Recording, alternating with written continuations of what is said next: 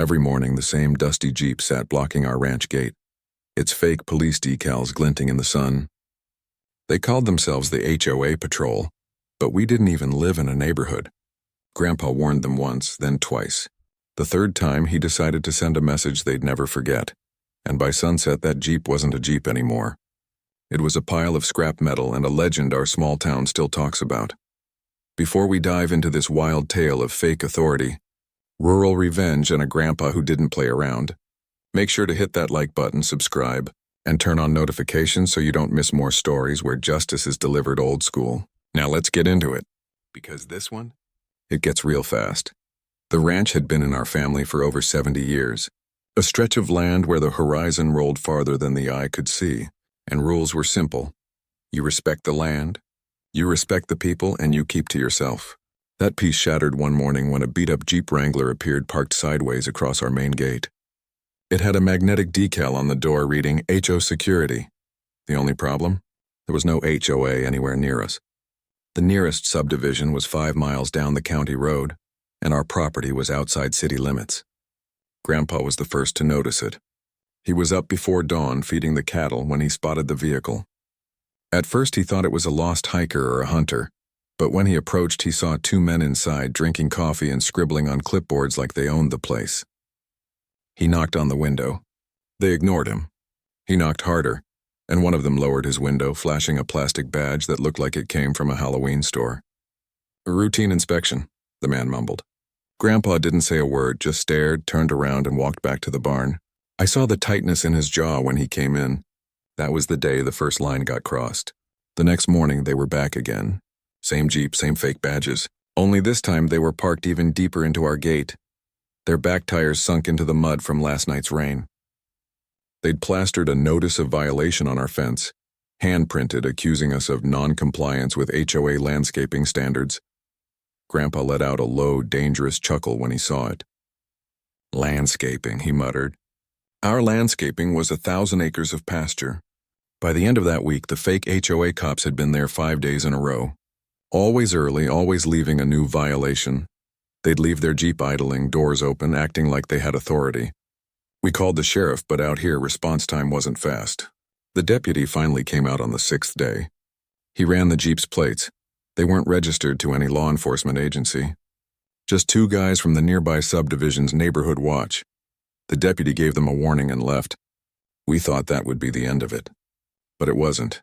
The following morning they were back, parked bold as ever, drinking coffee, laughing. Only this time Grandpa didn't bother calling the sheriff. He stood there a long while looking at that Jeep like a man planning something. When he came inside for lunch, he said just one thing. "Tomorrow they're going to learn what happens when you block a rancher's gate." The next dawn, the air was heavy and still. The Jeep rolled up like clockwork, but Grandpa was waiting, sitting by the barn with his welder, his old tractor idling, and that look in his eyes, the one that meant trouble for whoever had crossed him one time too many.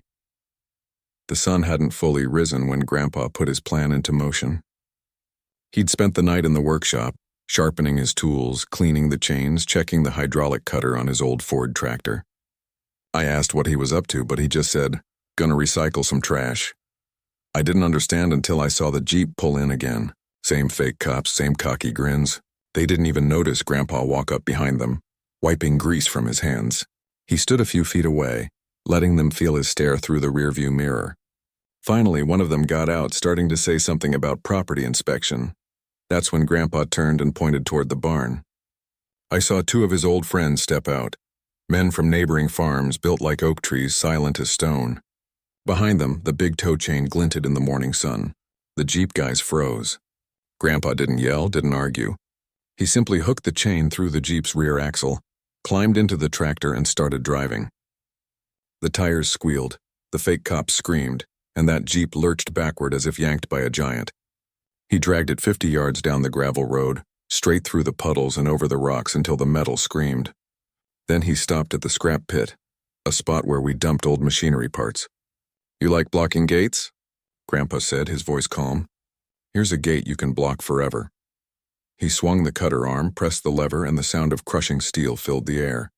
Doors crumpled, glass shattered, frame twisted. The fake cops ran shouting, slipping in the mud, too shocked to stop him. Grandpa turned the Jeep into twisted metal within minutes.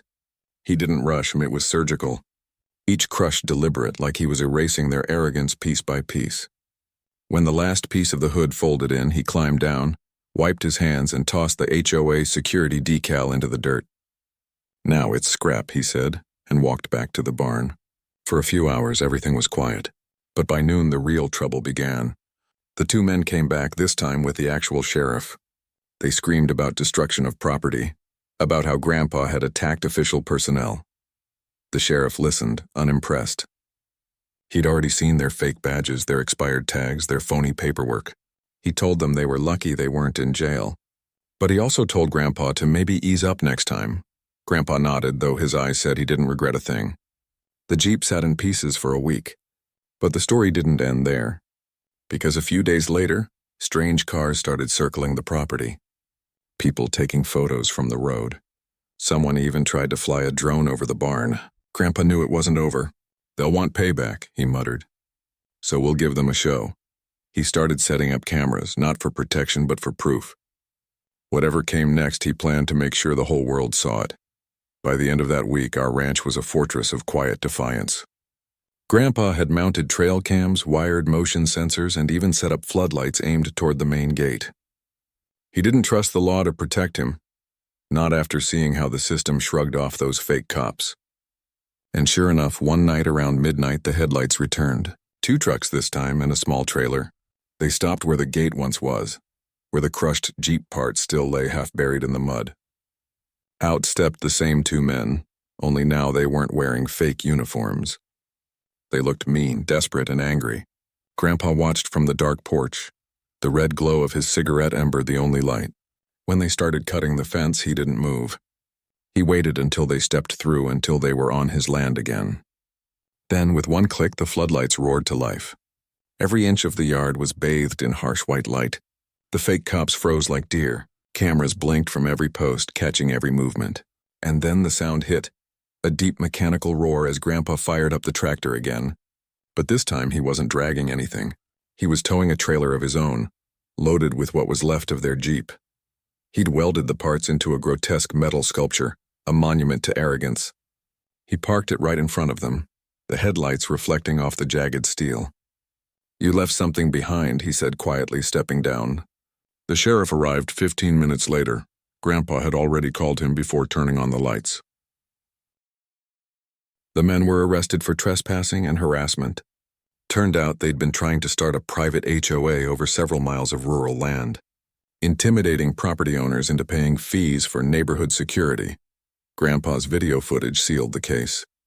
Within a month, they were charged with fraud, impersonation, and vandalism. The story hit local news first, then spread online. Fake HOA cops get ranch justice. Grandpa became a legend, the grinning old man who crushed corruption with a tractor. But even after the headlines faded, the sculpture remained by the gate. Rusted, sharp-edged, a warning to anyone thinking they could bully their way onto our land. Months passed, and life on the ranch settled back into its quiet rhythm. Cattle grazed, grass swayed, and peace returned, the kind of peace earned through fire and grit. But every now and then, strangers would drive by slow, rolling down their windows to look at the gate sculpture. Some would laugh, others would shake their heads. Grandpa didn't mind. "Let 'em see what happens when you mess with the wrong old man," he'd say. The incident brought unexpected attention. City folks reached out, wanting interviews, calling him a hero. Grandpa refused most of them. "Ain't about fame," he'd tell me. "It's about principle." The county even invited him to talk at a property rights meeting, where he told the story in his usual calm, dry tone, not to brag, but to remind everyone that land ownership came with pride and boundaries, and that fake authority crumbles when faced with truth and backbone. In the months that followed, similar HOA scams were uncovered across the state. The 2 men's arrest led to a larger investigation. Grandpa's footage was used in court. He got a letter from the district attorney thanking him for his assistance in public protection. He framed it and hung it in the barn, right next to the old tractor keys. Life went on. Seasons turned, and that Jeep sculpture rusted deeper, blending into the landscape until it looked like part of the ranch itself. A silent guardian made of arrogance and consequence. Every morning, Grandpa would glance at it before heading out to feed the cattle, and sometimes I'd catch him smiling. Some folks need reminding, he'd say. Others just need recycling. In the end, it wasn't about revenge. It was about respect. For land, for freedom, for the old ways of standing your ground. And as the wind whistled across the fields, rattling that metal monument like a ghost of justice, I knew that story would live far longer than any fake badge ever could. If you enjoyed this story of old-school ranch justice and fake authority getting crushed the hard way, make sure to hit that like button, subscribe, and share this video with someone who loves a good dose of karma. More wild, true stories just like this one are coming your way. Don't miss the next ride.